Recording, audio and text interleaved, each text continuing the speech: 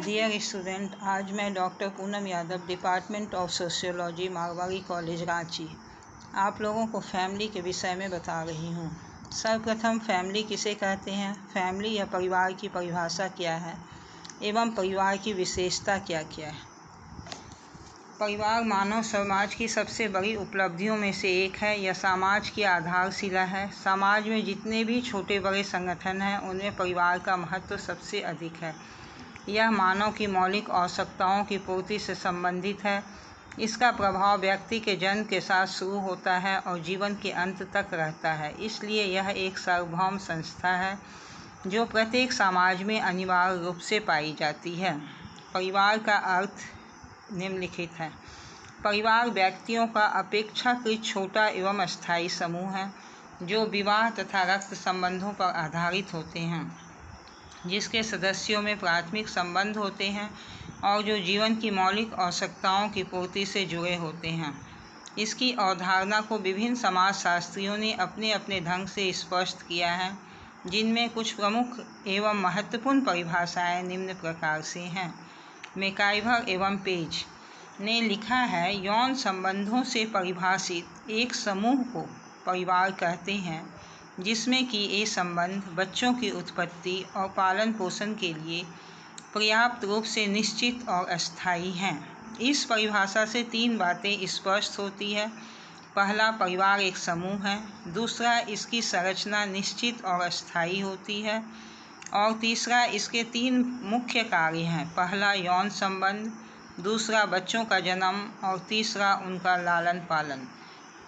दूसरे समाजशास्त्री ऑर्गन और नेमकॉफ के शब्दों में परिवार बच्चों या बिना बच्चों वाले पति पत्नी या किसी पुरुष या स्त्री में से एक के साथ रहने वाले बच्चों की थोड़ी बहुत अस्थायी समिति है। फैमिली इज मोर और less A durable association of husband and wife with और विदाउट चिल्ड्रन और ऑफ ए मैन और वुमेन एलोन विथ चिल्ड्रन। इस परिभाषा से मुख्य रूप से यह पता चलता है कि परिवार एक समिति है। यह समिति थोड़ा बहुत अस्थायी है। इस समिति के कई रूप हो सकते हैं। पति पत्नी एवं बच्चों वाला परिवार, दूसरा पति पत्नी वाला परिवार, तीसरा एक पुरुष एवं बच्चों वाला परिवार और चौथा एक स्त्री एवं बच्चों वाला परिवार। इस प्रकार यह परिभाषा सिर्फ परिवार के संगठनात्मक पक्ष को उजागर करता है। इस प्रकार हम कह सकते हैं कि परिवार व्यक्तियों का एक ऐसा समूह है जो विवाह और रक्त संबंधों पर आधारित है। इसके सदस्य एक दूसरे से अंतःक्रिया करते हुए जीवन की आधारभूत आवश्यकताओं की पूर्ति करते हैं।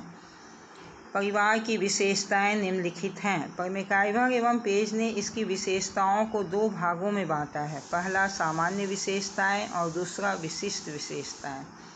परिवार की सामान्य विशेषताएं में मैकाइवर एवं पेज ने 4 विशेषताओं का जिक्र किया है। ये निम्न प्रकार हैं। पहला, वैवाहिक संबंधों के रूप, forms of the meaning of relationship. विवाह संबंध के माध्यम से ही एक स्त्री पुरुष परिवार का निर्माण करते हैं। पति पत्नी के संबंध जीवन भर के लिए या अपेक्षाकृत कम अवधि के लिए हो सकते हैं। विवाह संबंध के अनेक रूप अनेक समाजों में देखे जाते हैं।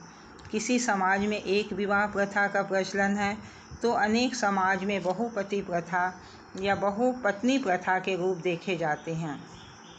एक या दो आदिम समाजों में समूह विवाह का रूप देखा जाता है। कहीं एक समाज एक से अधिक रूपों को स्वीकार कर सकता है। दूसरा, जीवन साथियों का चुनाव, सिलेक्शन ऑफ मैट्स। पतियों या पत्नियों का चुनाव माता पिता या अन्य बड़े लोग या संबंधित व्यक्ति अपनी इच्छा से करते हैं।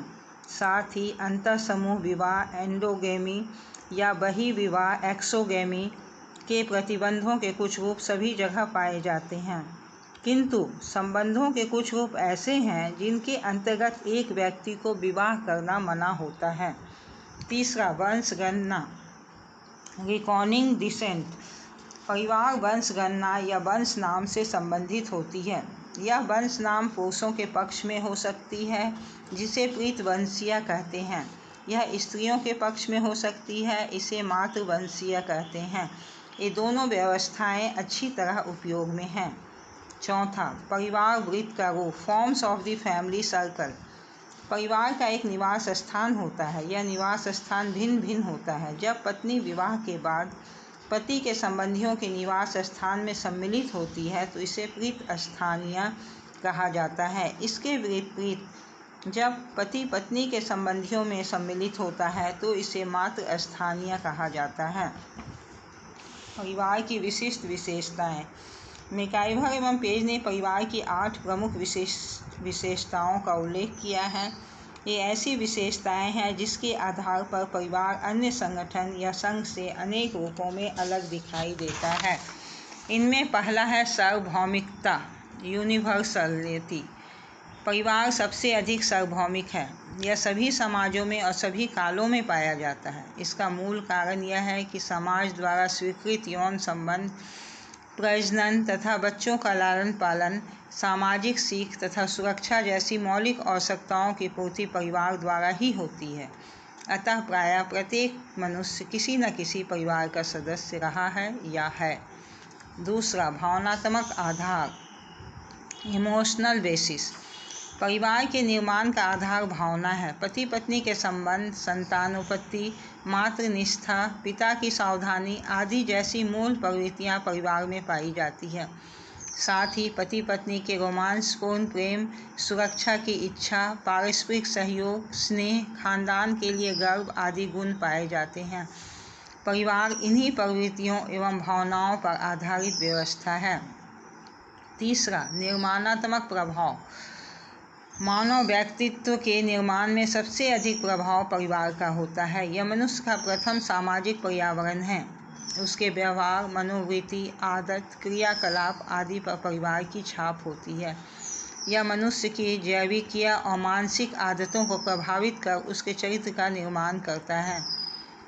चौथा पॉइंट है सीमित आकार, लिमिटेड साइज। परिवार सामाजिक संरचना की सबसे छोटी इकाई है। इसका बहुत सीमित आकार होता है। इसके सदस्य मूल रूप में पति पत्नी, संतान और निकट के संबंधी होते हैं। अतः निसंदेह अन्य समूहों एवं संगठनों की तुलना में परिवार का आकार सीमित है। पांचवा है सामाजिक संरचना में केंद्रीय स्थिति, nuclear position in the social structure. सामाजिक संरचना के निर्माण की अनेक इकाइयां हैं। इनमें परिवार की स्थिति केंद्रीय है। यह विभिन्न रूपों में अपने केंद्रीय महत्व को स्पष्ट करता है। प्रथम, यह मानव जीवन को सर्वाधिक प्रभावित करता है। दूसरा, यह वह केंद्र स्थल है जहाँ से अनेक समूहों का जन्म एवं विकास हुआ है। तीसरा, सरल समाजों में परिवार की इकाइयों से ही पूरी सामाजिक संरचना का निर्माण होता है। चौथा, मानव को सामाजिक प्राणी बनाने में परिवार की भूमिका अद्वितीय है। इस तरह अन्य अनेक ऐसे कारण हैं जो परिवार को केंद्रीय स्थिति प्रदान करते हैं। छठा है सदस्यों का उत्तरदायित्व। परिवार अपने सदस्यों को अधिक उत्तरदायित्व को वहन करने के लिए प्रेरित करता है। परिवार का जीवन ऐसी मौलिक भावनाओं, प्रजनन, मातृनिष्ठा, पिता की सावधानियां एवं स्नेह आदि से भरा पूरा होता है और इसके उत्तरदायित्व की कोई सीमा नहीं होती है। व्यक्ति पूरा जीवन परिवार हेतु कार्य करता है और किस सीमा तक अपने उत्तरदायित्व का वहन करता है, ये कल्पना भी नहीं की जा सकती है। सातवां है सामाजिक नियमन। परिवार का संगठन नैतिक नियमों तथा सामाजिक निषेधों के द्वारा निर्धारित होता है। विवाह द्वारा परिवार का निर्माण होता है। प्रत्येक समाज में विवाह संबंधी रीति रिवाज एवं कानून होता है। इसे नव दंपति को मानना पड़ता है। ये सामाजिक नियमन परिवार को सुरक्षा प्रदान करते हैं। आठवां और लास्ट पॉइंट है स्थायी और अस्थायी स्वभाव, परमानेंट एंड टेम्पररी नेचर। परिवार को यदि नियमों एवं कार्य प्रणालियों की व्यवस्था के रूप में देखें तो यह संस्था है। इस रूप में परिवार का स्वभाव अस्थायी है क्योंकि यह प्रणाली हमेशा चलती रहती है। किंतु यदि परिवार को पति पत्नी, बच्चों तथा निकट संबंधियों का एक संगठन के रूप में देखें तो यह सीमित है। इस रूप में इसका स्वभाव अत्यधिक अस्थायी है। इसका कारण यह है कि विवाह, विच्छेद, जन्म एवं मृत्यु आदि के द्वारा इसके रूप में परिवर्तन हो जाता है। इन विशेषताओं के आधार पर परिवार को आप लोग और अधिक स्पष्ट रूप से समझ गए होंगे। Thank you.